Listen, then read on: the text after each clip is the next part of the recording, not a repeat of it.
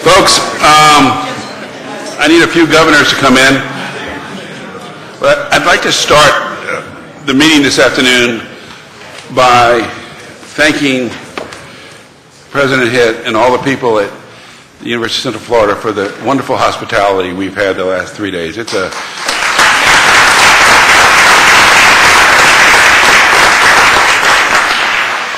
You really went above and beyond, and we appreciate it. And I don't know if you want to say anything about how much fun it is to host us.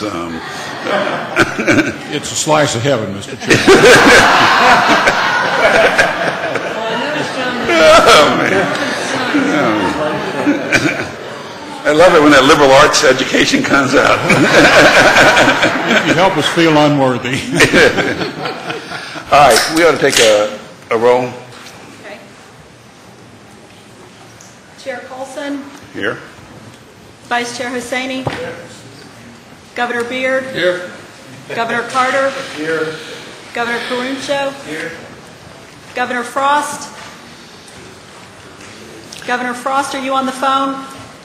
You know, we need to email her, but she may not know that the time changed, if we could do that. Governor Kuntz. Present. Governor Parker.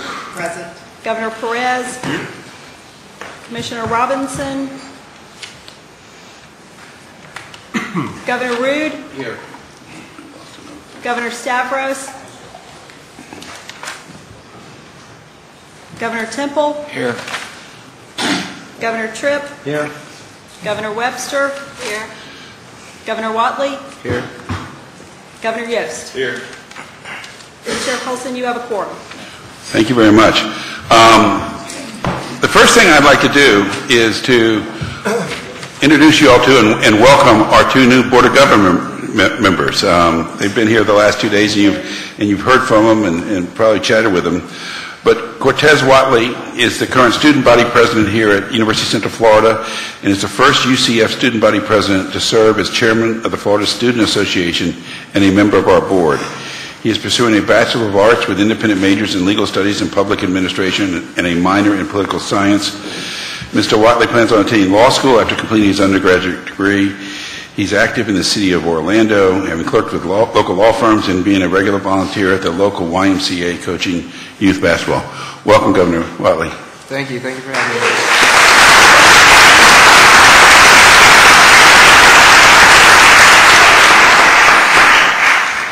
Elizabeth Webster was appointed last week and was and immediately was asked to go to work. She lives in Weston.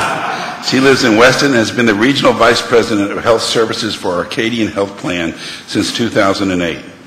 Prior to that, she worked with both Cornerstone Hospital and Kindred Hospital. She holds a Bachelor of Science in Nursing from the State University of New York Health Science Center and a Master's in Business Administration from the University of Miami. Welcome, Governor Whatley. Governor Webster.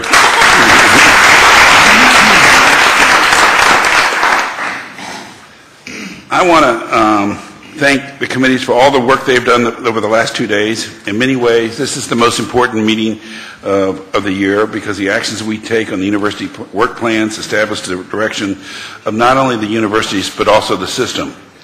I want to thank Governor Rood for his leadership in handling the Strategic Planning Committee for those 2 days. He did a great job.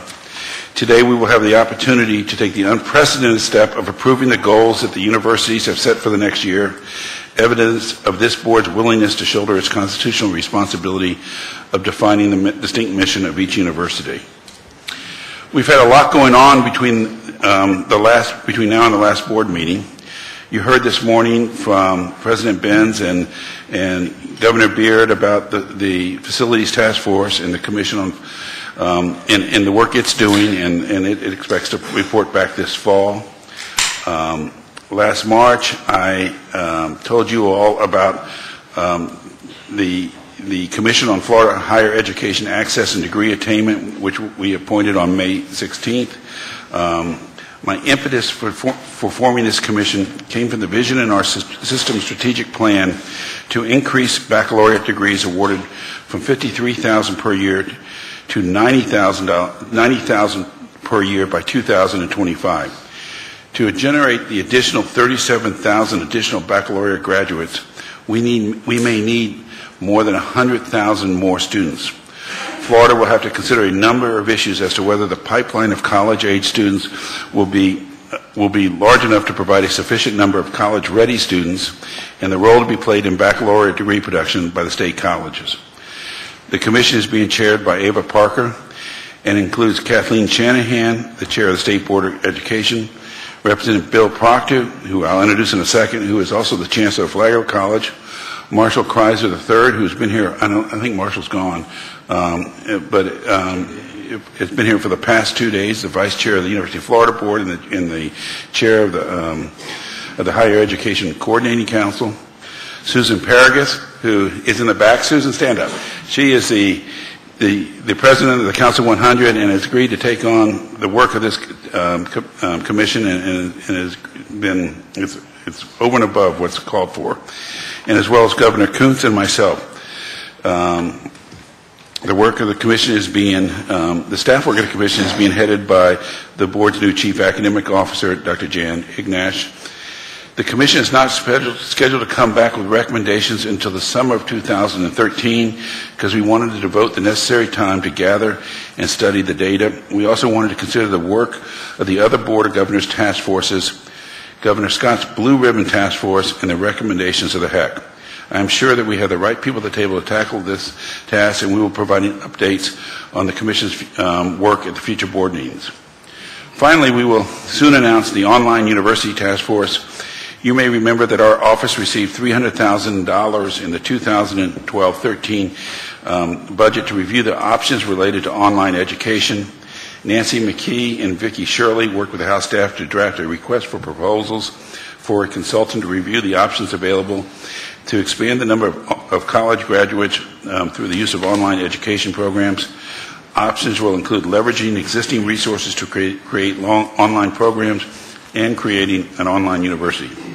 An evaluation committee is currently reviewing the 7 responses that we received to the RFP.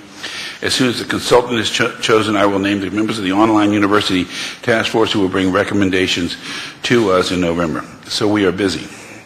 I have a few other introductions that I'd like to make. Is Dale Brill here?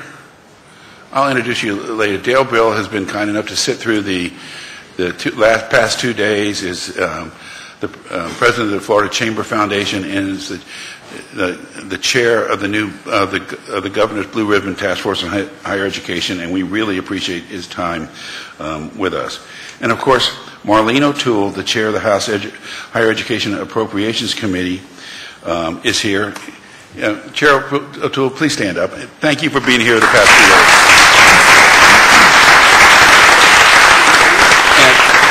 And Alice Heflin, her staff director, is also here. Alice, where are you? Oh, there she is. Good timing. Thank you.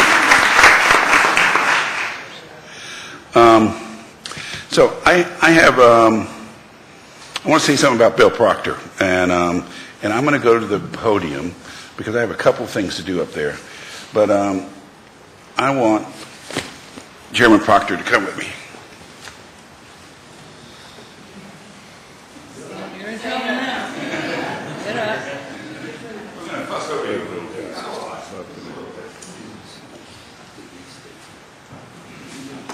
I know. In March, the board passed a resolution honoring Chairman Proctor. Dr. Proctor could not join us at that board meeting in March, but we are lucky to have him today. The Board of Governors would like to recognize you for more than 40 years of distinguished and timeless service to the advancement of quality education in the state of Florida as an educator, administrator, and thoughtful leader. You've served 30 years as the president of Flagler College and are now its chancellor. As a graduate of Florida State University, who earned 3 degrees in education, you've been dedicated to FSU. You served as an assistant football coach, assistant dean of men, research fellow, and interim athletic director at Florida State. During your 8 successful years in the Florida House of Representatives, you have been acknowledged by your colleagues as a leader on higher education policy and the calm voice of reason in the midst of significant changes in state higher education governance. You have always held quality as your compass, and you demonstrated that during this past session when you led both chambers in working on the preeminence bill to create a lasting and meaningful pathway to excellence for the state universities. For these and many other reasons, I'm honored to present you with a resolution as a small token of our gratitude. Dr. Proctor, thank you.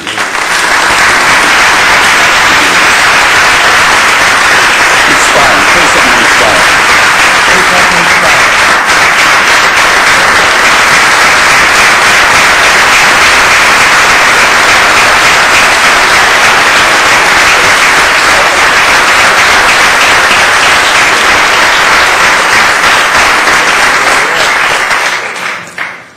Thank you so much, Mr. Chairman. As he handed me the resolution, he said to say something inspiring. I don't know what I can say inspiring, except in the football vernacular, I'd say you blindsided me a little bit.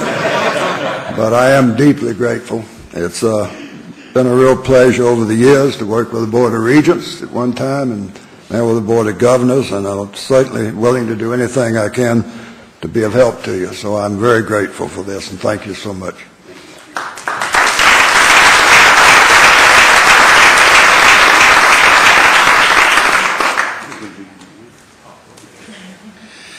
I'm going to stay up here for a second because we have another resolution that's been prepared from our colleague and good friend Frank Martin. And Frank, come up here and stand next to me. Frank, in your 6 years on the board, you made significant contributions to committees from academic and student affairs to facilities. But it was your work as chair of the Strategic Planning Committee that will have the most long-lasting impact. You led the board's effort to develop one of the most advanced accountability systems for higher education in the country. During your time leading the board's strategic planning efforts, we adopted a new 2025 strategic plan, implemented the university work plans, and developed a streamlined annual accountability report.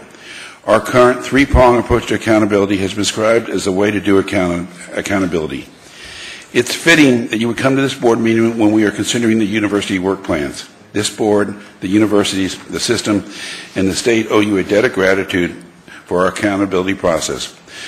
On behalf of everyone, it's my privilege to present you with this small token of appreciation, which is a resolution from this Board of Governors thanking you for your hard work. Frank?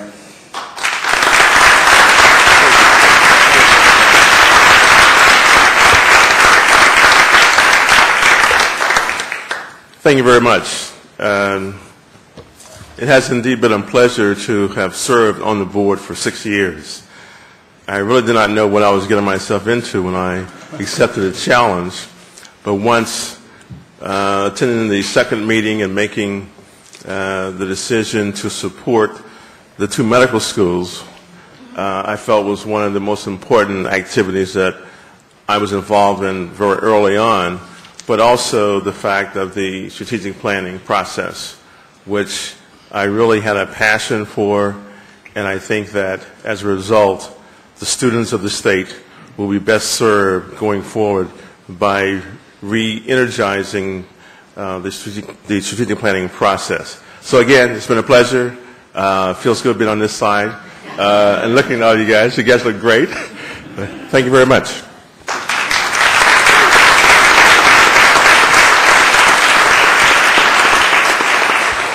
I want to do something a little different. This is the last meeting for Rick Yost, and he is going off the board, and Dr. Chopra is going to replace him, and he's a wonderful replacement. But I don't recall enjoying anyone more than I've enjoyed Rick Yost the last 2 years.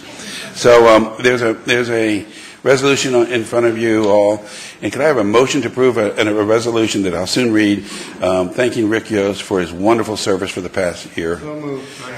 All in favor, say aye. Aye. Rick, come on up here. Let's, and I'm going to ask Dr. Chopra to come up as well. The resolution says, whereas Dr. Rick Yost has provided distinguished and dedicated service to the State University of Florida as a faculty representative on the Board of Governors from 2010 to 2012, and Dr. Yost has been an effective member of this board and a tenacious and unwavering advocate for the perspectives of the faculty who serve within the system. He has used his position to encourage discussion and interest in the issues affecting and shaping the academic enterprise of the State system. Whereas during his tenure on the board, Dr. Yost served as a member of the Academic and Student Affairs Committee, Strategic Planning Committee, and the Facilities Committee, and as an engaged member of those committees, he weighed in on complex policy considerations, including the review of proposals for new programs, campuses, and institutions. Be resolved that the members of the Board of Governors meeting at the Live Oak Center for Harold Commons, University of Central Florida, on this 21st day of June 2002, do hereby commend Dr. Rick Yost for his invaluable contributions to the Board of Governors and the state university system, and to extend him all the best wishes, and be it further resolved that the resolution be presented to Dr. Yost as a small token of the Board's appreciation and thanks. Rick, thank you very, very much.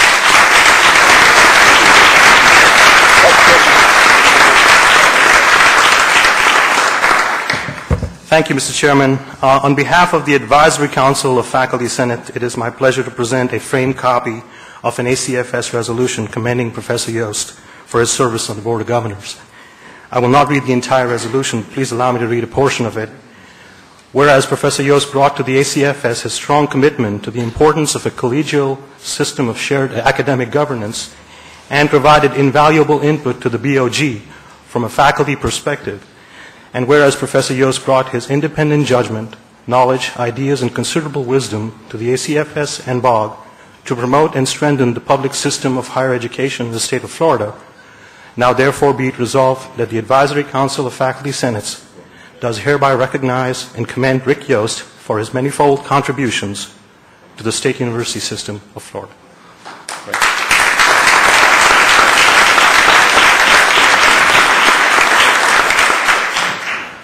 So, you know, it's always dangerous to have a professor at the lectern because we only think in terms of units of 50 minutes, right? All I would like to say is that I have truly enjoyed my time on the board. I thank all of you around the table for your passion and your commitment to the education of the young people of Florida. And as much as I will miss being here, I know that the chair will be in good hands with Manoj Chopra taking over, and I know that you all will continue doing the very best for education. And for all of you out here who support the university system as well, thank you for being here as well.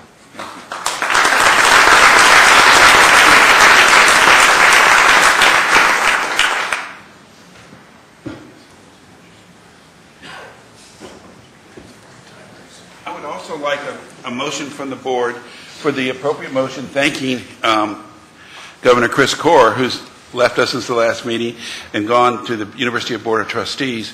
Thank him for his hard work, especially in the Strategic Planning Committee and the development of the university work plans. So if I could have an appropriate motion to pass a resolution thanking Governor Corr, I'd appreciate it. So moved. Any discussion? All in favor say aye. Aye. Okay. Before I turn it over to the Chancellor, I need approvals of the Board of Governors, the minutes of the Board of Governors retreat of March 2021. So moved. Do we have a second? Second. Any discussion? Second. All in favor say aye. Aye. Opposed? I need approval of the minutes of the Board of Governors March 22nd meeting. So moved. Second. Discussion. All in favor say aye. Aye. And I need approval of the Board of Governors April 17, 2012 minutes that are in your package. May I have a motion? Second. Okay, we got to participate, guys. All in favor say aye. Aye. Okay. Aye. Thank you all very much.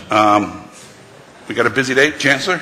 Just a quick thank you to the University of Central Florida. It's already been done, but thank you again, Mr. President. These things are very complicated, and as always, my staff, working with your staff, always astound me as to how smoothly the thing comes off at the end of the day, and we really appreciate what you guys do down here. It's fantastic. I also want to thank our special guests for coming out, and to say to our new board members, I billed this their first meeting as the best orientation any new board member could ever have on the state university system, and I hope we haven't let you down in that regard. The work plans, and thank you to the universities, were extremely well done, and the presentations likewise, and we thank you all for that. And just lastly to say, I had the good fortune to be invited to testify before the the Governor's Blue Ribbon Task Force on behalf of the State University System and on behalf of the Higher Ed Coordinating Council, since I was going to be there anyway. So I had some good questions, and thank Chair Brill for the invitation to represent all of you at their first meeting. So thank you very much, and we'll get on with the rest of the agenda. Thank you very much. The next item on the agenda is the board operating procedures. Vicki Shirley, our General Counsel. Thank you, Governor Coulson. Request permission to remain seated. Yes. Thank you. In October of 2003, this board adopted a minimum compilation of operating procedures that addressed primarily elections and committees, along with the board's authority under the Constitution. As this board has progressed in its development as an organization, we recognize the need for a more robust compendium of operating procedures to codify the board's existing practices and also to be consistent with Florida's open meeting laws. We, as staff, worked with former Chair Parker and with Chair Coulson on this set of operating procedures that's in your packet, and what we ask today is for approval of those operating procedures. They cover corporate name, authority and responsibility, board membership as set out in the Constitution, the officers of the board, the chair, the elections. The elections, as you recall, are going to be held in November of each odd-numbered year, and each chair and vice chair serve for a term of 2 years and may be reelected for a subsequent term. It also covers the responsibilities of the chair, the vice chair, the corporate secretary, and the chancellor. And it covers meetings, regular, special, and emergency, covers use of technology, the agenda, quorum and voting, and appearances before the board. And that's Section H of Article 5, and I call that to your attention because it's a little bit different than what we've done in the past. There have been, the last 2 legislative sessions, bills before the legislature to allow public appearances at public boards and commissions. There was a court decision about 3 years ago that held the public, under the Open Meetings Law, doesn't have a right to address a public entity unless that entity has adopted procedures. So in Section H, what we've attempted to do is strike a reasonable balance to allow individuals or entities to request permission to appear before the board to address a topic within the board's jurisdiction.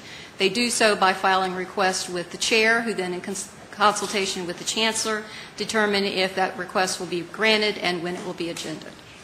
So that's a little variance from what we've done in the past. The next article, Article 6, addresses the committees. Quorum, your standing committees are all outlined along with their duties and responsibilities. And finally, we have a conflict of interest provision which requires adherence with the Code of Ethics for Public Officers, but we already have a separate conflict of interest regulation in place that deals more in depth with that. Finally, Article 8 addresses amendment or suspension of these procedures, and it would require a 2/3 vote of the board to amend the procedures or to suspend the procedures during a particular meeting. So we ask for a motion to approve the board's operating procedures. You all have had these. I assume you've been briefed on them in all your briefings. Is there a motion to approve? So moved. Second? Second. Any discussion on them? All right. All in favor say aye. Aye. Opposed? Aye. Thank you very much. Governor Rood, strategic planning. Thank you. Over the last 2 days, as all of you know, the Strategic Planning Committee met, and after receiving presentations from each of the university, we had a rather in-depth discussion on their work plan. I should mention that the purpose of the action that we took dealt only with the current year's work plan, and we agreed that we would take up in September the future year aspect of those plans.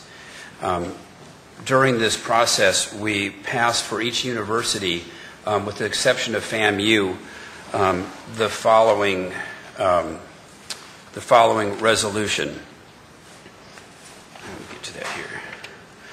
With the exception of the 2012-13 tuition differential request and capital improvement request, which will be the purview of the Board of Governors Budget and Finance Committee, I approved that portion of the university's work plan associated with the 2012-2013 academic year.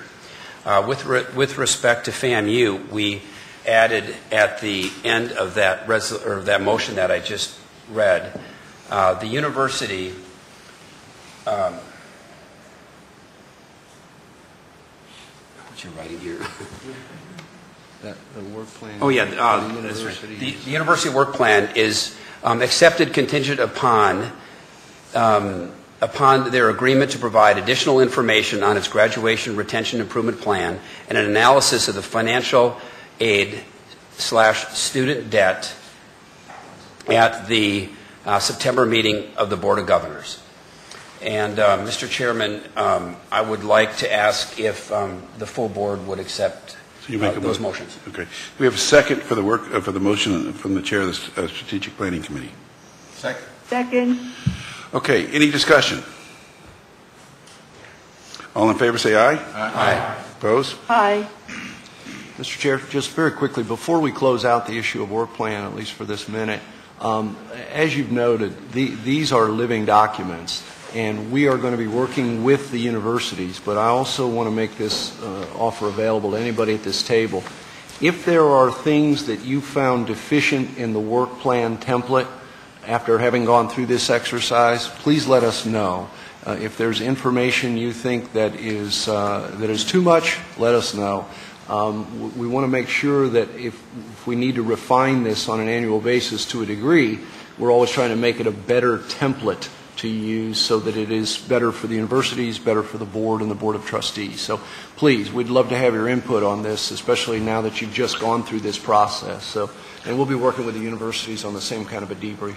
Well, having said that, I would like to have, I'd like to track student faculty I didn't ratio. really mean that, Mr. Chairman. That was a gratuitous comment. I would like to track student faculty ratio, which is not tracked in the, but we've talked about a lot, average class size. And I don't know how to do this, but to track how many of our students are being taught by tenure and tenure track faculty versus full-time instructors versus adjuncts, because I think that will help us look at, what's the quality of the product we're providing our kids. So those three things, for next year, of the list of suggestions, those are just to be put in the pot for me. Anything further? Governor Carter. Oh, Governor Carter. If I may, Mr. Chairman, I don't know how we would put it in there, maybe as a note or so, but if there's some way for us to look at some of these students that eventually graduate, I know we look at first time, but some folks may not graduate in 6 years, maybe 7 years. But I mean, is there some kind of way we can legitimately track that? For those who don't graduate, I'm sorry. 7 or 8 year graduation. Yeah, I mean, they're just beyond 6 years. I mean, I know people that actually do that. One is. I don't want to call his name, but it's one of my offspring. But I do know that students eventually graduate after 3 different institutions, or 4 in this case. We'll be glad to do that and see if we can come up with some kind of a reliable mechanism to do it. It gets probably, and I'd love to hear from the presidents, it probably gets a little harder to track the longer you go, especially if there's broken service in there somewhere. But we'll be glad to go back and see what we can do. I don't want to do a whole scale, but I do think that sometimes, I mean, I'm just giving you anecdotal information, not just for me personally, but also from some of the kids that I've talked to, both in the congregation as well as some kids in different areas. Sometimes, pregnancy or, mom having cancer or something. Mononucleosis. Yeah. Recurring mononucleosis. There's Joe. But eventually they do graduate, and I'm just trying to, is there some way to track that? I don't know the answer to it, but I would like us to do that if possible. Governor Perez? Along those lines, a lot of the conversation yesterday, particularly with our North Florida and West Florida and others, were those transfer students. I don't know if there is a way to sort of track the in-state transfer students from one of our undergraduate institutions to another one, but it would certainly be an interesting fact point to know that we're keeping them in the system and they are finishing in the system. Very much would. Got it. All right. Governor, do you have anything further in strategic planning? No. Thank you very much. Governor Tripp, Academic Affairs. Thank you. 1 second to get to it.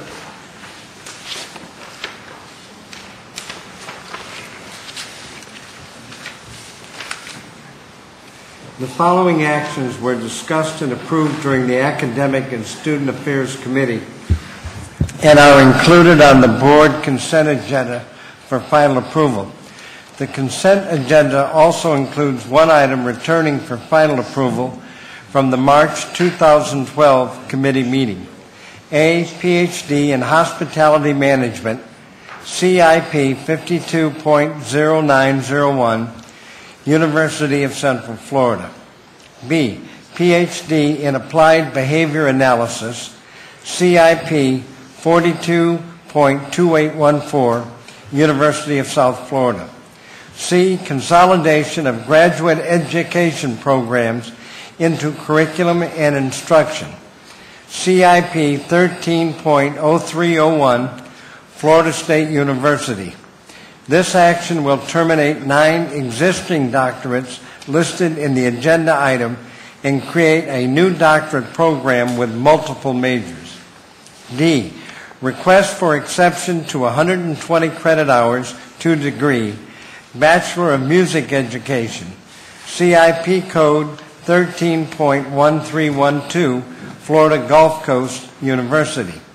E, request for limited access status, Bachelor of Music Education, CIP code 13.1312, Florida Gulf Coast University. F, request for exception to 120 credit hours to degree, BS in Biology, Medical Sciences track, CIP code 26.0101, University of North Florida. G, request for exception limited access status, BS in Biology, Medical Sciences track, CIP code 26.0101, University of North Florida. H, request for limited access status, BS in Global Business, CIP code 52.1101, University of South Florida, St. Petersburg. That was H. I, termination of Academic Infrastructure Support Organization status for the Florida Center for Library Automation. J, factors for the Technology Performance Funding Pilot. Mr. Chairman, I move approval of these 10 items on the consent agenda for the Academic and Student Affairs Committee. Second. We got a motion and a second. Any discussion? All in favor say aye. Aye. Opposed? Aye. Motion passes. Anything further, Governor Tripp? Nothing further. Sorry, Thank Mr. you. Chairman. Governor Parker, Audit and Compliance Report. Thank you, Mr. Chairman. See, Derry, walking to the mic. Okay. We were all here, I guess, when we received the information. I'd just like to report out that we did get an update from Florida A&M regarding their actions with the whistleblower complaint that was received through our office. And then we also received information from Derry, our Inspector General, regarding different updates that we're covering in the office. I think there's one action item, and I want to make sure that I'm looking to my left, Mr. Chairman, and to Vicki. There is one action item that I think we took that should come to the board, but I'm not sure if it comes to the board this meeting or next meeting, or whether you have a preference on that, Mr. Chairman. I've forgotten the order. My question is, the committee voted out an issue, and my question is whether it would come before the full board at this meeting or at the next meeting. And it's more of a policy. I think this is just for approval of the changes to the charter, and that should be voted on today. Okay, good. So the only matter I have for the full board as an action item, Mr. Chairman, is the approval of and I submitted as a form of motion, I move the approval of the changes to the Audit and Compliance Committee charter that was voted out by the board. Second. By the committee. Okay, we have a motion and a second. Any discussion on that? All in favor say aye. Aye. Opposed? Thank you very much. Anything further? No, sir. Governor Beard, Facilities Report. Mr. Chairman, we approved 3 bond resolutions and 1 amendment to an agreement between the City of Tallahassee, Leon County, and Florida State University. And if you'd like, I can make a motion for each one. I'd like to make a motion to approve a resolution of the Board of Governors authorizing the issuance of debt by Florida Atlantic University Financing Corporation to finance the construction of a student residence facility on the Boca Raton campus of Florida Atlantic University. You have a second? Okay, we have a motion and a second. Any discussion? All in favor say aye. Aye. Opposed? Motion passes. I would like to make a resolution. I would like to make a recommendation for a resolution of the Board of Governors requesting the Division of Bond Finance of the State Board of Administration to issue revenue bonds on behalf of the University of Florida to finance the expansion of the J. Wayne Ritz Union on the main campus of the University of Florida. Do we have a second? Second. Any discussion? All in favor say aye. Aye. Opposed? Motion passes. I would like to make a motion for the resolution of the Board of Governors authorizing the issuance of bonds by the FSU Financial Assistance, Inc. to finance the construction of a multi-purpose indoor athletic facility and related improvements on the main campus of Florida State University. We have a second? Second. Okay. Any discussion? All in favor say aye. Aye. Opposed? Motion I would passes. like to make a motion for the amendment to the agreement between the City of Tallahassee, Leon County, Florida, Florida State University, and the Board of Governors related to the Tallahassee-Leon County Civic Center Authority. Second. Any discussion? We have a motion and a second. There does need to be a minor point. As he wrong. voted, I was going to do that. Oh, yeah. Yes, Mr. Chairman, I'll be abstaining from this vote. Okay. I understand that. Okay, we have a motion and a second. No discussion. All in favor say aye. Aye. Opposed? Aye. Thank you very much. That is my Is that report. enough? Yeah, I don't think. The reason is the board is being asked to approve the assumption of the debt that FSU will be assuming, and the loan is held by SunTrust, of which Governor Kuntz is CEO. Yeah. So what I've asked Governor Kuntz to do is get with me and file a memorandum of voting conflict within 15 days of this meeting. Yeah, I'm just trying to err on the side of cautious that since we have a transaction, an existing transaction, just to not participate in this discussion. Great. Thank you. Governor Beard, that it? That's all. That's all. The only action items, and I'd like to just thank Judy Bentz for chairing our facilities task force, and she's doing a great job. Thank you. We all thank President Bentz. We're going to figure it out. Yeah. Governor Hussaini, trustee nominee. Mr. Chairman, our committee met this morning, and we have two appointments to bring it to the board for final approval. One is on FAMU. I make a motion to approve Cleve Warren to become a trustee of FAMU, subject to orientation. Second. Any discussion? All in favor say aye. Aye. Opposed? Aye. Motion passes. Mr. Chairman, we also have for New College a new trustee, George Esquestos, and I make a motion to approve as a trustee to Board of New College, subject to orientation. Second. Any discussion? All in favor say aye. Aye. Motion passes. That's it, Mr. Chairman. Since you have the microphone, you want to give us an update, since I'm going to try to restrict your access to the microphone during the rest of the meeting. Yes. You want to give us an update on the reverter clause in the Polytech? Yes, sir.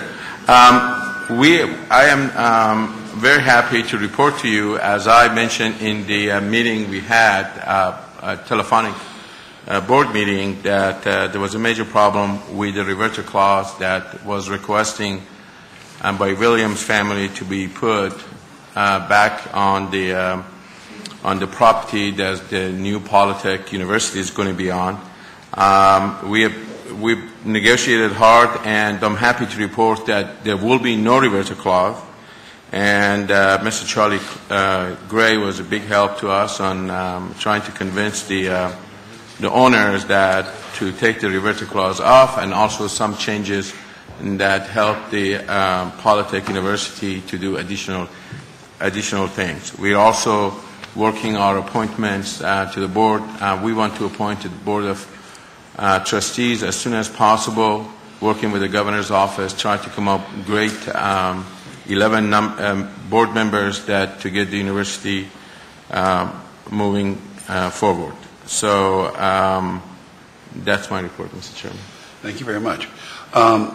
So now that takes us to budget and finance. Let me ask the board. We're going to start budget and finance unless somebody wants to take a 5-minute break, and otherwise let's go forward. And in a half hour, 45 minutes, if we'll still be discussing it. We'll break in the midst and take a break. So, Governor Perez. Thank you, Mr. Chair. The Budget and Finance Committee met this morning.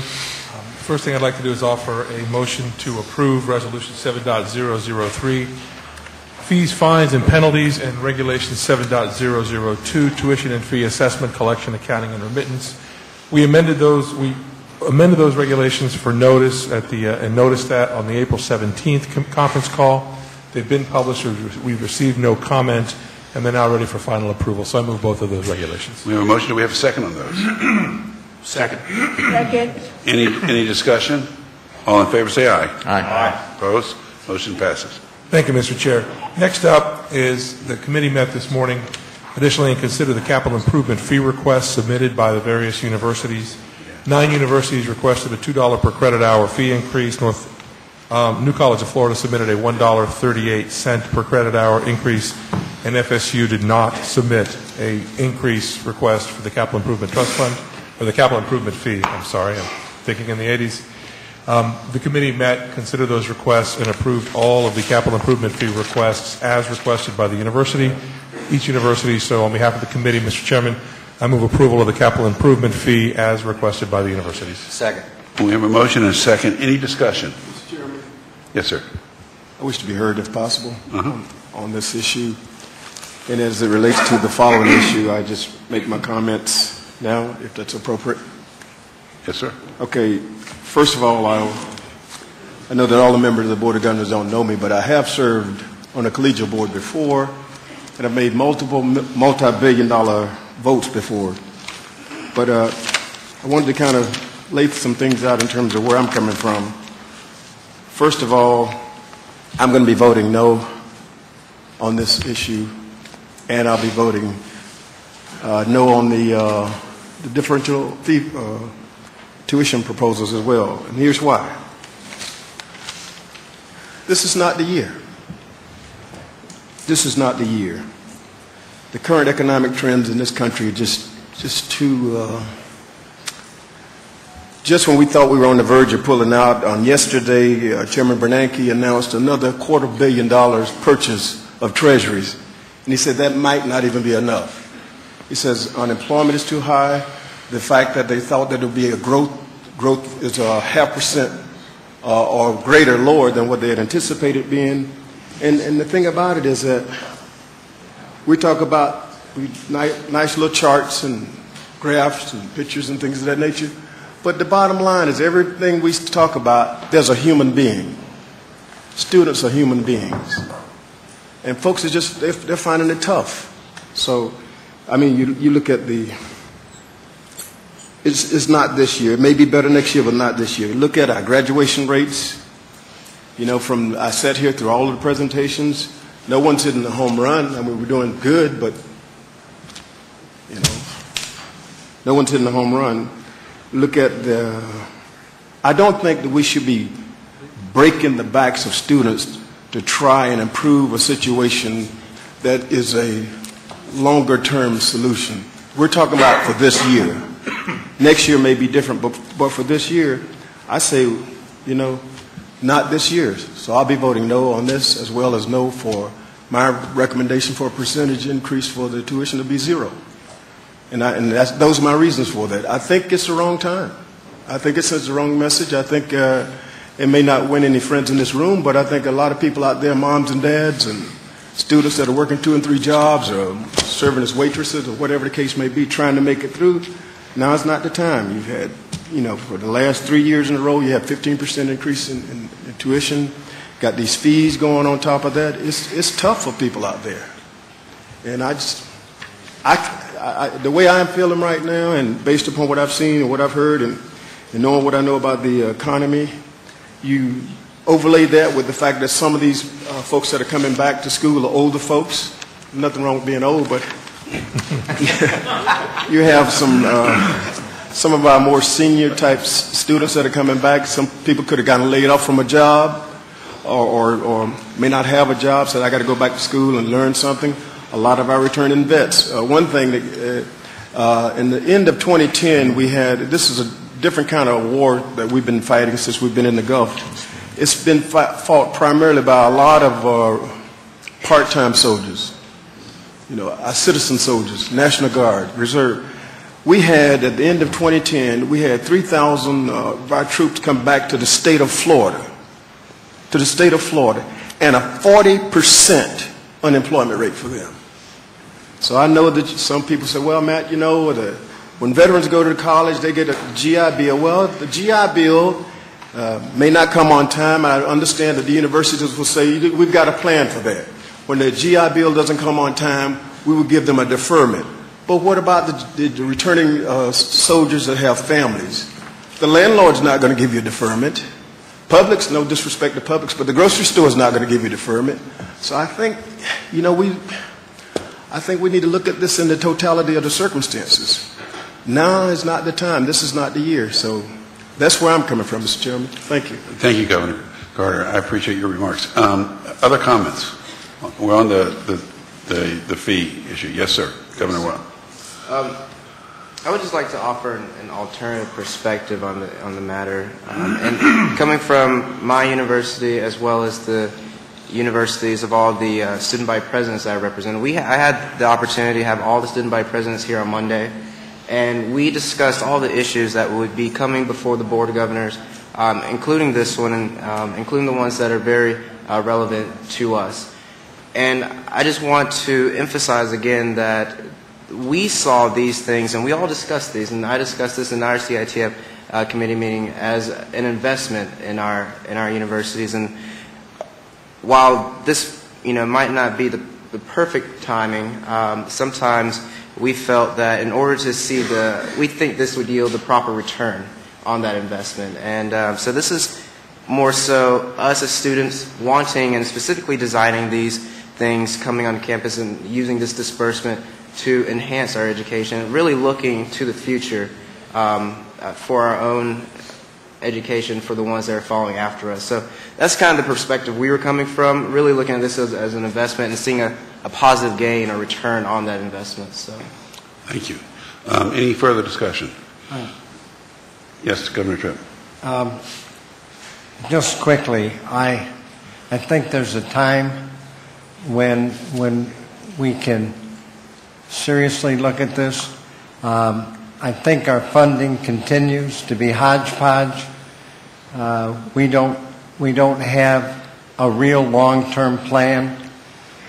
We haven't sufficiently explored the need to see what the size of the university system ought to be versus the state college system. We talk about extravagant growth plans. Some of our universities indicate no problems with faculty. Others indicate the Great Depression in faculty. I think that this board is probably presented with a time when what we should do is try to decide once and for all what it is our university system should look like, how it is we believe it can be funded in the future, whether that be from the legislature or whether it be from tuition. And once we come to agreement on that, we then go forward with that mechanism of funding. But each year, it turns into not a realistic enough approach to where we're trying to be. And it's for that reason that I really struggle to continue to approve these differential tuitions. I find it interesting that our elected officials, they determined that this wasn't the year to raise base tuition. Now, I know that they had a lot of discussion about that, and their decision was apparently this is not the time or the place to raise base tuition, which they hold dear.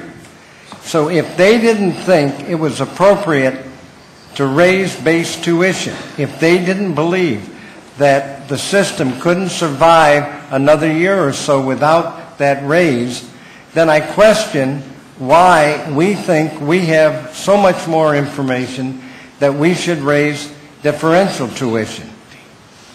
Thank you.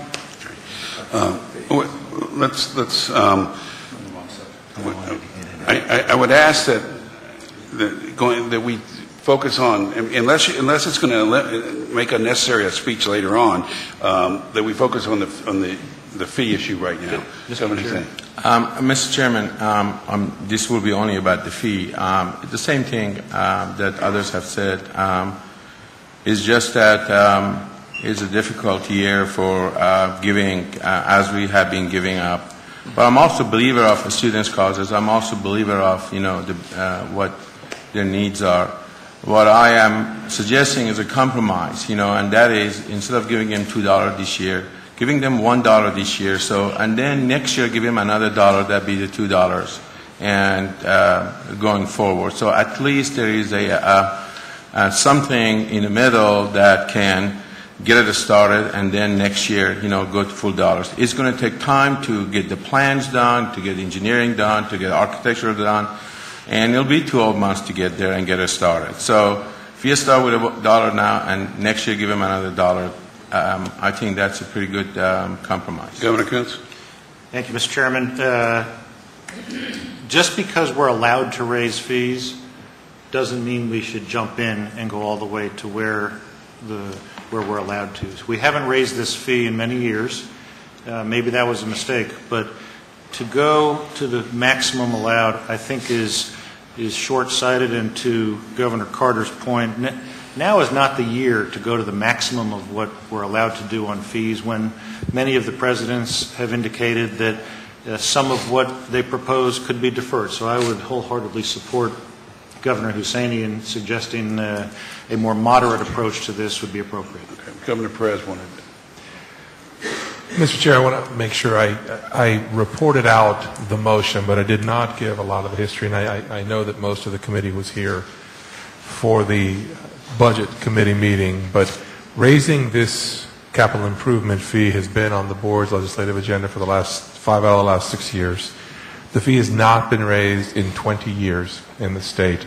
The students control the committee that sets the fee and chooses the projects. It is a per credit hour fee. So we're talking about this proposal from these universities is a $2 per credit hour fee. A full-time student is 15 hours a semester, 30 hours in a year. It is a $60 issue that we are talking about. I understand if we want to have these dialogues about the tuition, but these are fees that students have chosen to impose upon themselves through their student committees to build buildings which they're investing in the future for their fellow students because they've benefited from the investments of prior students in the past.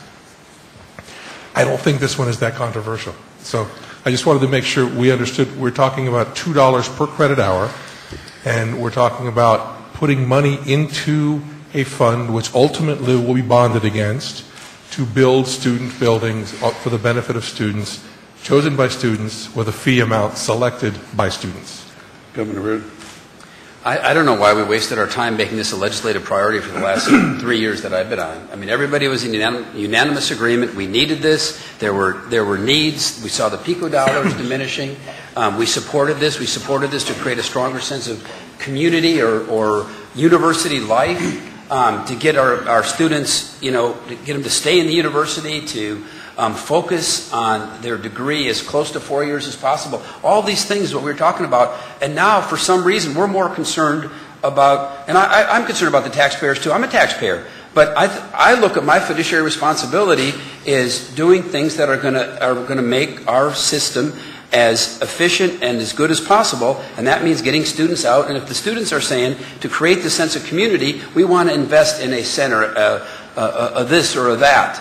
which is what has been going on in our system since it was formed. So I don't know when this became controversial. I'm a little confused by this, but I either say, I don't like splitting the baby. I either say let's do it or let's forget this whole concept. If we're going to say we're going to put the taxpayers, make them the priority, which may be the right thing to do, then let's make them a priority and let's just say we're not going to fund this thing and send a clear signal to the universities, we're not going to invest in infrastructure and do what you got to do.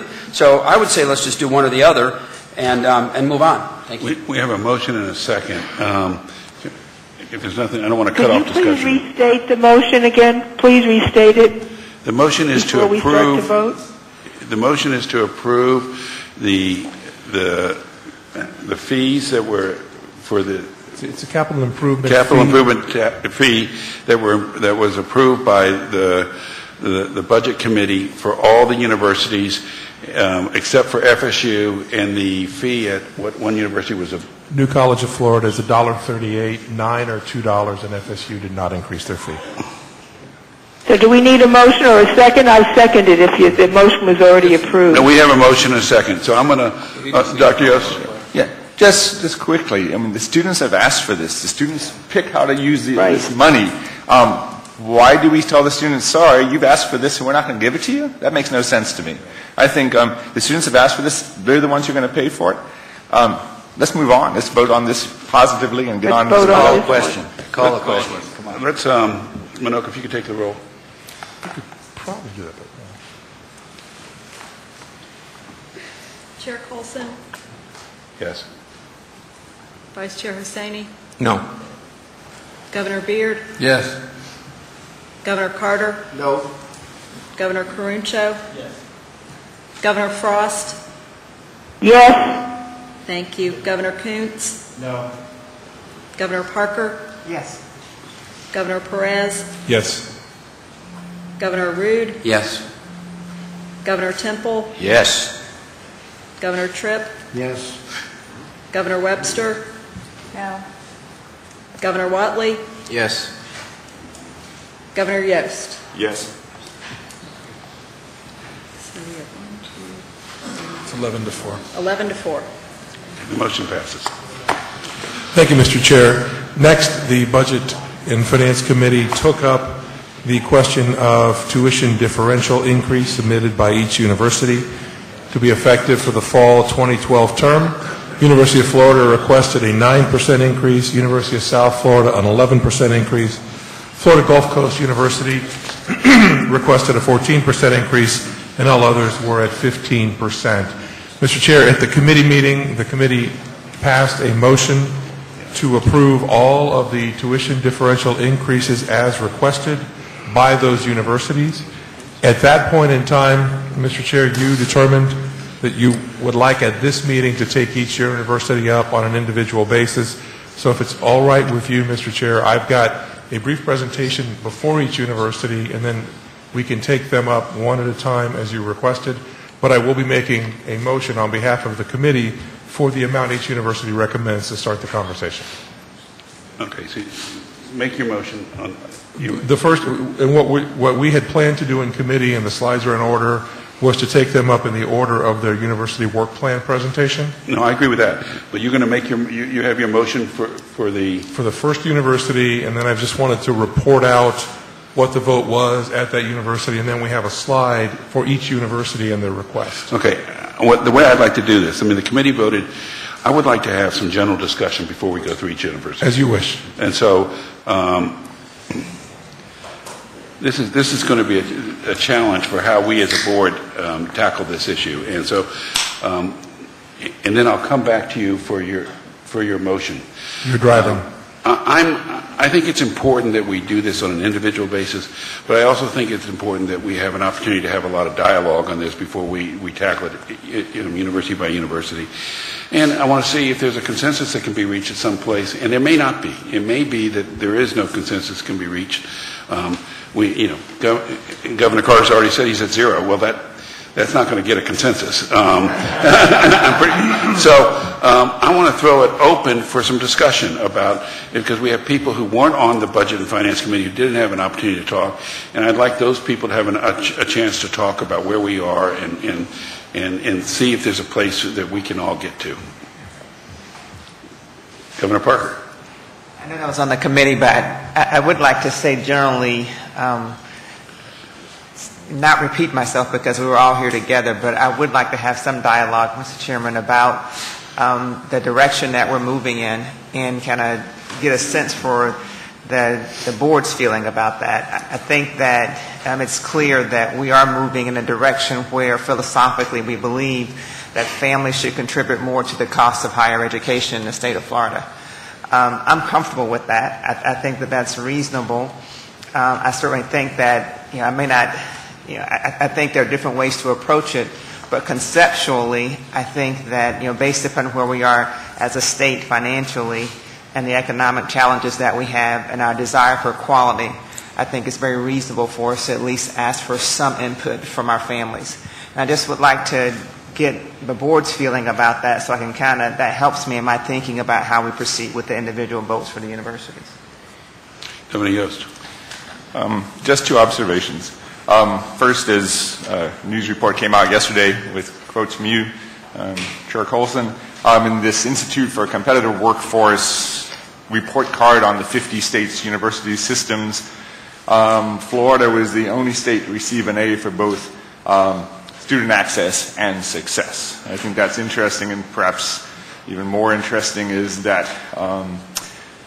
in the cost effectiveness and efficiency category, the average cost to complete a degree at a 4-year public university in Florida is $46,000, the lowest in the country. I think we have to think about that. And then the only other comment I would make is, as I'm looking at these requests, I try and recall the statute that created differential tuition, which said that money was to be used for 30% for need-based financial aid, which we need, and to enhance and improve undergraduate education. And to the extent that the proposals we viewed from the universities were reasonable requests to support undergraduate education and improve that and to meet the needs of need-based financial aid, I think that we should do our best to support those requests. Others. Governor Crenshaw. Thank you, Chairman. This is and I know in some of our conversations, this is a very difficult issue. I think the structure and the structure of our whole funding system, how it's come across in the last few years, kind of as a response to the recession, has not only failed our students, but as a state, we've kind of failed our universities as well. We have a system of funding that tells university presidents after the fact and after they've made commitments whether how much money they're going to get. We put universities such as University of North Florida, some of the small ones, in a situation we heard yesterday because they had to use their reserves, and I have no problem with using reserves. I mean, it's a rainy day fund and it's raining, but in a situation where they might spend the next year trying to meet statutory reserves instead of figuring out how to be more efficient, how to improve quality, and doing the things that we need to do. You have universities who are research universities, FIU, UCF come to mind, but also answered the call to growth and to access that I think this board and the legislature has told them as well, even though there's been a freeze on growth in terms of the base funding by the legislature or what have you. So I feel their pain and what they're going through. On the other side of that, just to do both sides, and it's what I'm struggling with, we cannot sustain having this conversation every year and continuing to put the burden on our families. Thanks to you, Mr. Chairman, on the Blue Ribbon Task Force, along with President Delaney and Marlene O'Toole, who's here, and Chairman Proctor, and I really thank them and Chairman Brill for sitting through this, because I think it's going to inform and guide our conversation in our meeting Monday. And I suspect we'll spend most of the day talking about this, but we need to move very quickly, I think, to develop a more sustainable funding model statewide. As President Delaney and some others have said today, to make a decision proactively about how do we want to fund, how much money per student do we want to spend in the state of Florida based on what we want to achieve, and to make that decision that Governor Parker said, what percentage of that do we want families to pay for versus the state, and then to stick to that, and then also to give the flexibility to this board, who's a constitutional board, and is supposed to have the authority, and actually has the authority and the responsibility of overseeing and ensuring quality and efficiency and return on investment and all the things that we all believe in. You can't do that unless you also have authority over funding, because we need to move, in business, if you want something accomplished, you tie dollars to it. And unless we have the authority going forward, unless we give the predictability to the presidents at the universities, and we give authority to this board to tie dollars, and we can phase it in over 2 years, 3 years, whatever we think, but to tie dollars to the specific behavior that we want to incent, and to pay the universities that do those things, whether it's access or the metrics that we're talking about, to pay them more for doing those things, and hold others accountable where they don't do it. We're just going to be doing this dance for the foreseeable future, to the detriment of our university system, because you get past a certain point and there's no going back, and it'll take a decade or two to restore the damage done to them, and certainly to our students, because that concept that Governor Rood said yesterday with a graduate a student at I think it was FAMU, the specific example, not to pick on them, ending up with a $30,000 non-dischargeable debt and no degree to start their life, as you said, is irresponsible. So again, I'm open. I'm kind of, my thinking is evolving on this, and we'll see where we get to it. But that's the frame within which I'm viewing it, at least. Well, one of these moments here, we're going to start having to mentioning numbers, and so Governor Webster. Thank you. I too am struggling right now. I'm struggling with the low key performance improvement metrics. I struggle with the first time in college graduation rates, especially those who don't graduate with a large debt. I struggle that there's been a 74% infusion of tuition during the recession period. And if we continue the rate that we're going with our tuition increases, my 6-year-old son will not be able to afford to go to a state university. We must really focus on improving our key metrics, affordability, efficiencies, and seeing return on investments. Thank you. Governor Saini.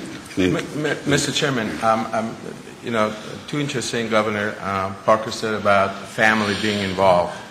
I agree with her, and families have been involved. Families in the last 4 years paid 15% every year. This is the 5th year, which will put it at 74%. So the last 4 years, the families have been involved, and they have been paying the 15%. So the question is that, and also Governor Crenshaw brought up sustainability. How many more years? When and how? Sometimes the economy is just doing great. We should, and we could ask our taxpayers, our citizens of the state of Florida, look, we need to have greatness. Today, when the economy is down, when people will have kids that they have a hard time, a $5, a $10, and a $50, they're all add-on. And to give them a break, perhaps I like to have it at zero. I like to have it not to increase tuition, much. But also, when the legislators, did the budget, they gave, some of them say they did, some of them say they didn't. That based on, that they get the 15%. So it'll be a big surprise to the presidents, if they don't get their 15%. So, and we want them to be successful. Some of our smaller universities really are suffering, and we don't want them to go below required reserve. So that said, all that said, I am for compromise. I wanted family to be involved. I also want us to show the families that we do care, that after 4 years of asking the families, at the worst of time, asking them for 15%, try to compromise with them at the lower number. I'm not suggesting we go to zero. I am not suggesting, Mr. Carter, just stay at zero. I think we should compromise. I think when I mentioned $1 this year and let's give them a dollar next year, doesn't make much difference really by the time you add on the number and you issue the bond. But we are hell-bent to approve and go on our life. And it's really easy for me to say, okay, let's just get another 15% and go on with our life. So, Mr. Chairman, I don't want to take any more time because I said this morning how I felt. So, assuming if the motion fails to get approved, then I will have a compromise to offer to the board Well, I want to suggest that we get these compromises on the table, not for motion purposes. Okay, go ahead, Go. Before we had lunch, that she'd like to know where we're coming from and why. And I think that's a fair question. Right. You all kind of know where I want to go, but I'm not sure you totally understand why.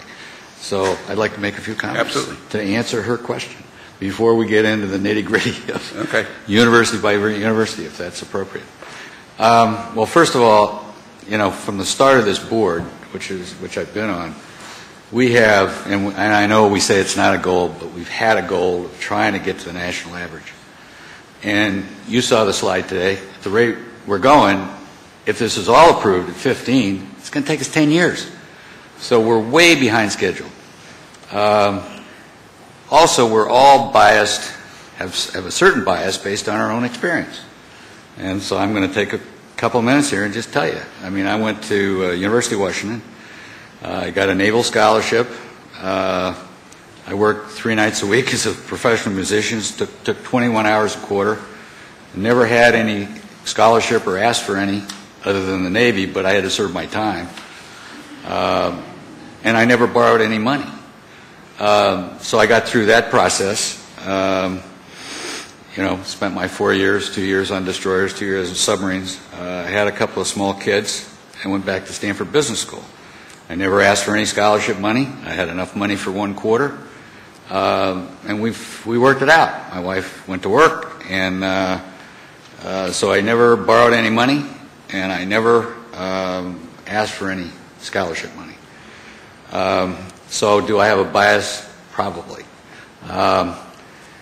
If you let's look at what the student is paying. I think that's a better way to approach this. Let's look at what the student is paying in the state of Florida. And ever since I've been here, particularly starting with FAU, which goes back quite a ways, and I know where Norman stands on this, and he's very consistent. We disagree, but I know where he stands. I've felt that there's an entitlement mentality in the state of Florida, based on my experience in other states. And if you look at where we stand, let's look at what the student pays.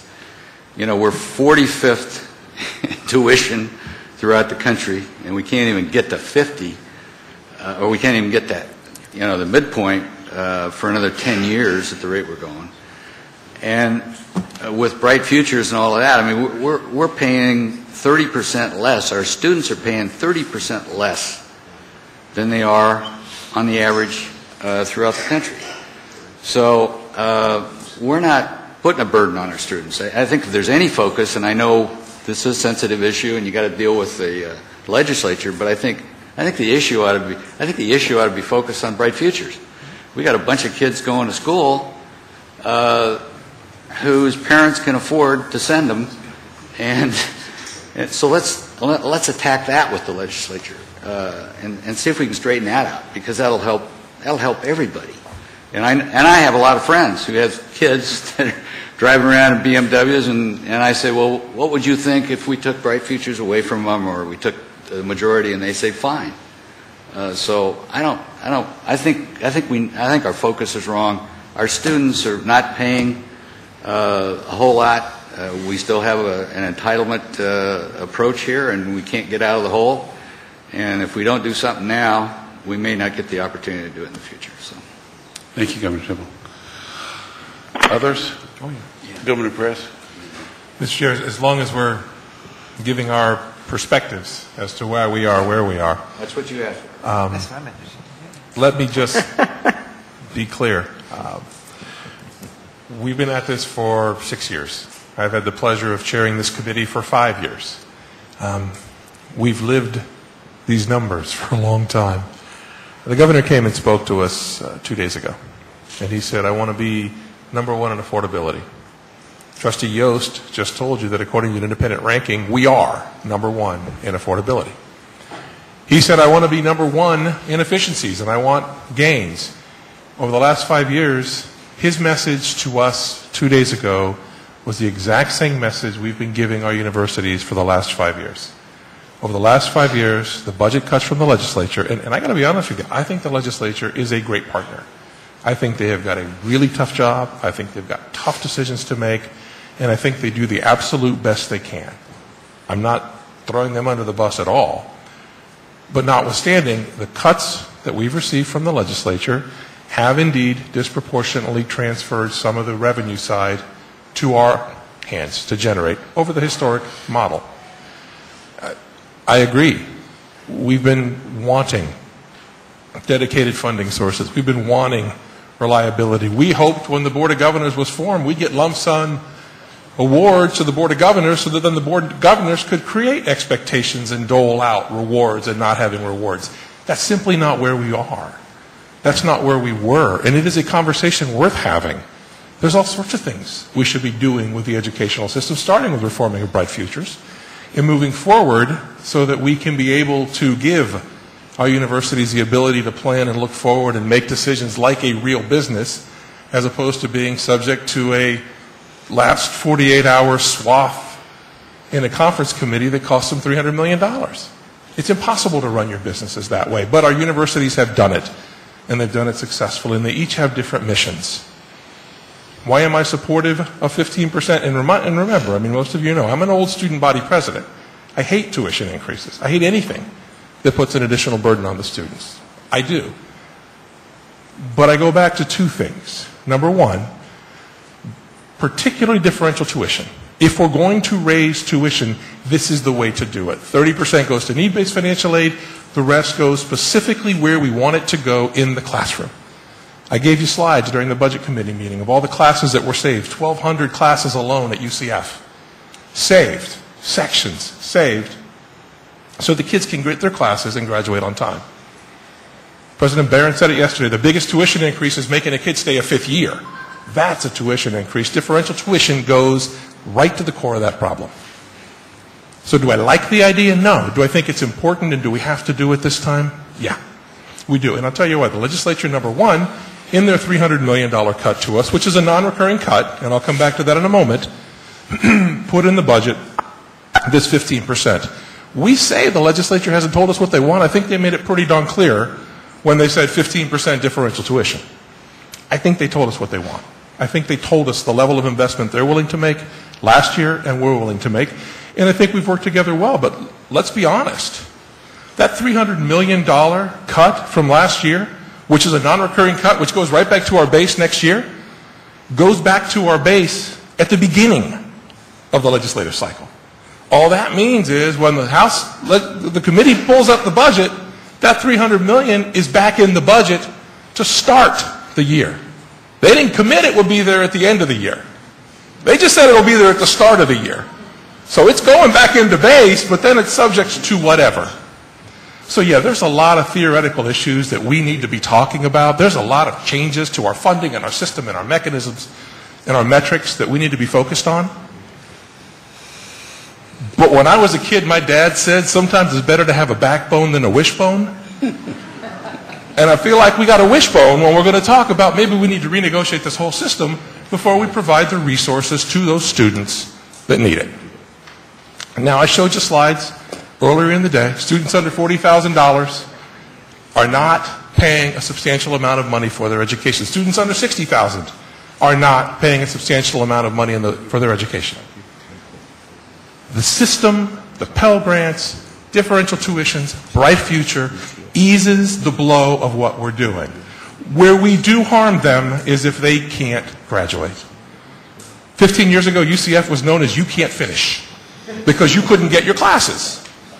We got equity in funding, and all of a sudden, UCF, you can start graduating from. The worst thing we can do is not have adjunct professors, not have associate professors, and not have course sections so these students can't graduate. That's a tuition increase, half a year out of their life, a year out of their life, a year out of the workforce. Differential tuition goes right at the heart of the challenge that we're trying to deal with. And yes, we need to have conversations about state funding, dedicated funding, ongoing funding. But at the end of the day, when we look at these numbers and we talk about compromise and maybe 12%, maybe 13%, I get back to the one other element that I think is so important and so unique about this board, and that is I trust our trustees. Our trustees look into all of those numbers and metrics that we put forth. We say, do these things, here's your goals, make these things happen. And our trustees are responsible for looking at those universities and holding those presidents accountable.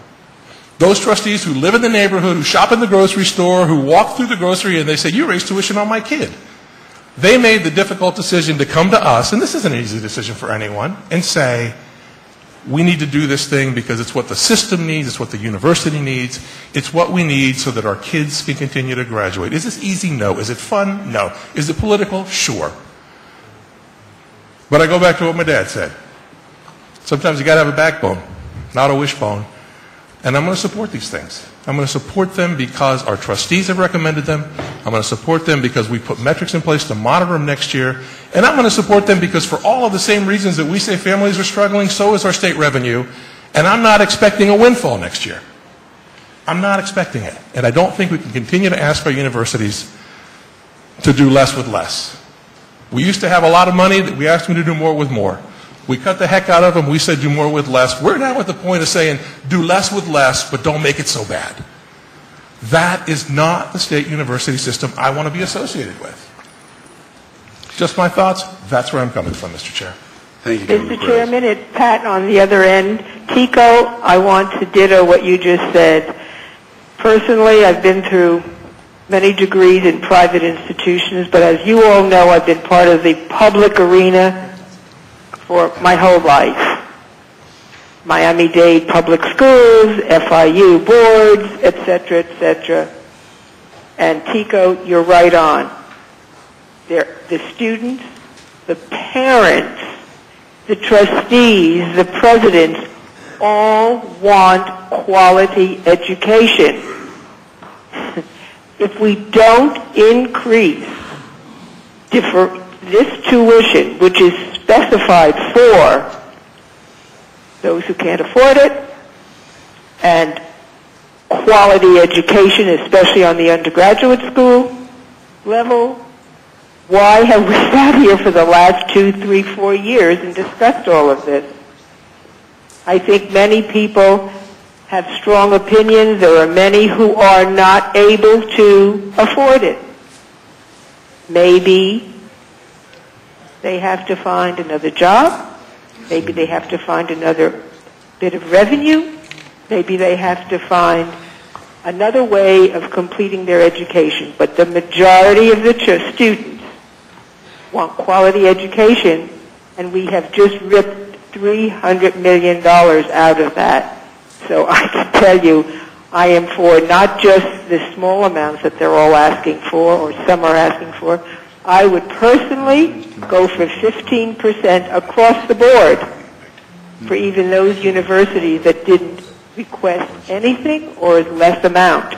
I am voting for a solid increase in differential tuition for all the universities. Thank you. Thank you. Governor Rood. Thank you. This is not easy, and when I serve on a board, I always look at what are my responsibilities, who am I serving, who do I represent, and there's conflicting. We're being pulled in different directions here, but I came on this board representing the system, not one university, not the parents, not one community, but the system. And when I look at the kind of system that I think we all want, and that includes the governor, an efficient system, and we were just recognized as such, a system that improves its graduation rates, a system that works towards more STEM classes,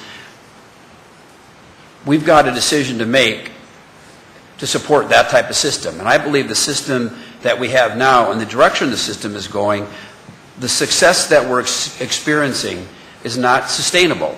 And I think that is the key. If it was sustainable at today's levels of funding, I would say leave it. In fact, let's work to even cut and cut and cut. But I honestly believe that we are riding somewhat on our reputation and that we are getting dangerously close to seeing our trends, or actually they're starting to change our trends. Instead of going upwards, they're leveling off and in some cases going down.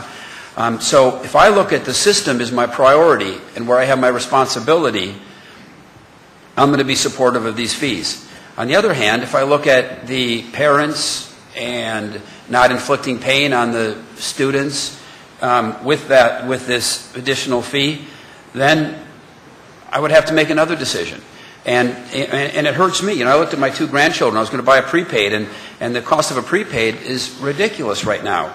But it's ridiculous because we in this state have made a decision that we are shifting some of that, more of the burden that we had in the past to the students and also obviously to the parents. But that's a reality of today's economic climate. But I think we each need to ask ourselves, it's $560 a year, I think, at the 15% level.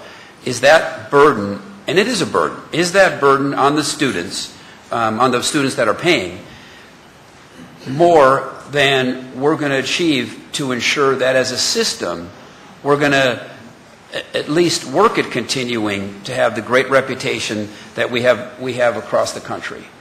I also wanted to comment on the concept of just splitting it. I mean, we can all feel better maybe if we just compromise in the middle, but I just think we need to say what is the right thing to do. And the right thing is either that we put the kids and the parents ahead of the system and vote this down, or we say we're going to put the system, and we think they can absorb that $560, and we put the system and the system's goals and the system's desire for efficiencies and higher graduation rates, we put that ahead, and we support this. And I don't see how cutting it in half does anything except say that we can't make a decision. Thank you. Thank you. Governor Beard. Just a second. I'm going to let Governor Beard speak, then I'll come back to you, Governor Carter. Yeah, in the committee meeting, I gave you all 7 or 8 points, and I don't, for the reasons why I was going to vote for the 15%, and I haven't changed my mind on those points, but I don't want to go back over them. But I thought it'd be interesting, like Mr. Temple said, to give you a little of my background. I was raised by a Marine. And he said, if you want to go to college, I'll pay your tuition, but you got to get the rest of it. And I wasn't a great student. I didn't have a whole bunch of other resources, so I worked. And it took a lot longer than 4 years. But I wanted to go to a great school, so I ended up going to Georgia Tech. And I worked the whole time. It took a little bit longer, but I got through it, and I got my degree, and I got my education, and it made a big difference in my life. I think I agree. We've become, this is not an entitlement. This is something that people have got to earn, this education, in my view, whether they've got the resources or not. And we went through a board meeting 4 or 5 times ago, and we proved that there are ways for people to create the resources to get their kids through school if they look at all the resources. So I don't think the legislature is going to give up any of the rights. I don't think this system is going to be easily changed. There are lawsuits in place right now trying to get that done. I think we're kidding ourselves. I just don't think the politics are in our favor. So I think that we've got to go up or down, and I'm going to vote for it, and I'm not going to vote for anything in between. Governor Carter. Mr. Chairman, out of respect for you, I wasn't going to say anything because you said if you say what you need to say at one time and be done with it, but if folks are going to continually say things, then I think turnabout is fair play. First of all, I was not on the budget committee, so some folks were on the budget committee, they had to say things 2 or 3 times and all like that. Secondly, is that I made my perspective, that's what I think. Yeah. I didn't attack anyone because they believe in the rate increase or believe in the tuition increase. No, I told you what I thought. And for anyone here to sit and to make implications about my character or what I'm doing just because I disagree with you, I think that's... I don't think anybody... Sophomore. That's the way I took it. I know. And that's the way it sounded. What are you talking about, me? Yeah, I assure you that everybody here has respect for everybody else's opinion. And I was not talking about the taxpayers. I was talking about the students that pay tuition, right, and the parents that pay tuitions, and the tuition payers. And I was talking about it in the context of where I'm coming from the economy itself. And that's, I mean, we can disagree. We don't have to all agree, but certainly we can be agreeable in how we and I assure you carry out that all the governors here respect each other's opinions. And we're going to all walk away from here no matter what this 8-7 vote turns out. we're respecting each other and enjoying each other. Governor Hussaini. Mr. Chairman, I do agree with you. I don't think that there was any meaning. I mean, trying to say, have a backbone, but have a backbone, not a wishbone. I think that's just a thing. I don't think Governor Perez means anything by that.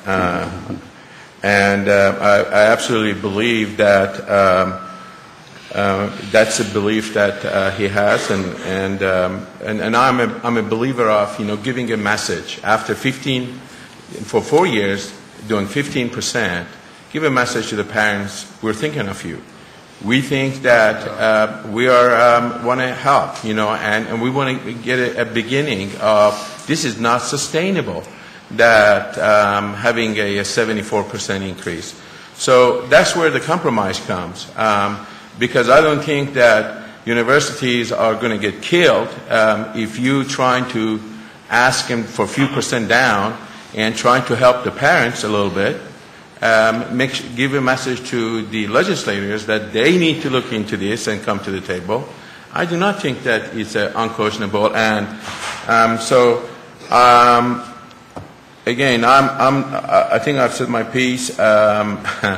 And I have all the respect for all the board members on this board. I'm going to turn this over to Governor Perez in a second, but I think I ought to say a few words about how I feel about this. I really think our university system is different than the other systems that are offering baccalaureate degrees in the state. Our colleges provide a less expensive alternative. A 2+2 is a significantly less expensive alternative than spending 4 years here. The statute says 15%. I'm confident that if it said 18%, we would have 9 universities asking for 18%. If it said 13%, we would have 9 universities asking for 13%. But I'm also confident that there's a need there for the 15%. And I view a year like this where we're dealing with how large a cut is going to be different than a year where you have a level-based funding and you're giving additional monies for new programs that might benefit a university. In that situation, I'm going to be much tougher because I'm going to look a lot more at these metrics and I'm going to say, I'm sorry, you're not getting more money with a 52% 6-year graduation rate. But I'm not so sure that when we have a year where we've cut your universities $300 million, that's the analysis. I think it's a different analysis in a year of major cuts than it would be in a year of balanced funding and additional money for new programs. So I don't see a compromise. I mean, I've listened to her here, and I don't see a compromise, and that's okay. And I think that's okay. It's the process is, I think, and the dialogue is good. And at the end of the day, we're going to have at the end of the day, no matter what happens, the universities are going to open in September, or in August. So, it's just a question of we all might come out on different sides of what the quality will be and things of that nature. So, having said that, I think we ought to start going through the universities one by one, which I think is the right thing to do. And I'm going to turn back to Governor Perez for the first university. Thank you, Mr. Chair. Let me just give you the batting order. It is in the same order as the university presentations. So UCF will be first, followed by FIU, UWF, FSU, UF, USF, FAU, New College, FAMU, UNF, and Baton Cleanup is Florida Gulf Coast. So if we could, we'll start with UCF. Bear with me for a moment. I see President Hitt back. I've got, I'm going to run through these slides real quick. I've got a slide for each university. I had actually contemplated having this conversation in the Budget Committee meeting. Let me get there. And while President Hitt joins us, let me just remind you, University of Central Florida is asking for a 15% tuition increase. It was passed with one no vote from their Board of Trustees, and their student voted yes on the 15% fee. And, okay, this is still the slideshow we went through this morning. I could linger on that page for a while, but I'll just have some. Everybody get a shot of that one? Okay, let me just keep going then. Let me go back to that in case nobody saw it. We got there, right? Okay. All right. Let me just go. Just keep moving here. And then each of these slides is exactly the same for each university once we get to it. Okay. So here is the UCF proposal. And yes, I have my pointer. The fall 2012 differential. Each slide has the same information. UCF is looking for a 15% increase.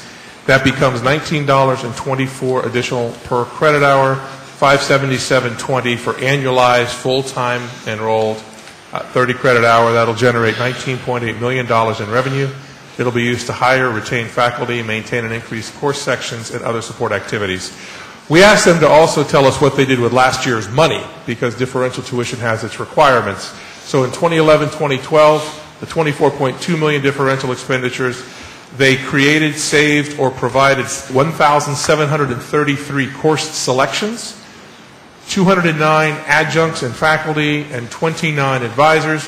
They also gave 6,745 need-based financial aid awards.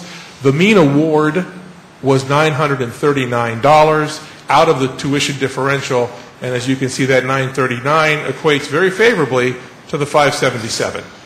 So you can see how that works, which is why I said I like this way of raising tuition. You can also see each university's history will be on each graph.